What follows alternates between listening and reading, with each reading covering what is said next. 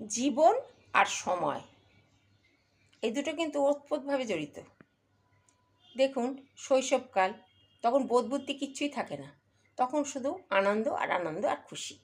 কিন্তু যেই একটু বড় হওয়ার সাথে সাথে বোধবুদ্ধি হয়, বুঝবার ক্ষমতা জন্মায়, তখন থেকে শুধু সংগ্রাম আর সংগ্রাম, সে যে কোনো পরিস্থিতি। তাই পরিস্থিতি যে যাই হোক, সমস্যা যেমনই আসুক, সেই সমস্যার কিন্তু মোকাবিলা করা খুব দরকার হয়।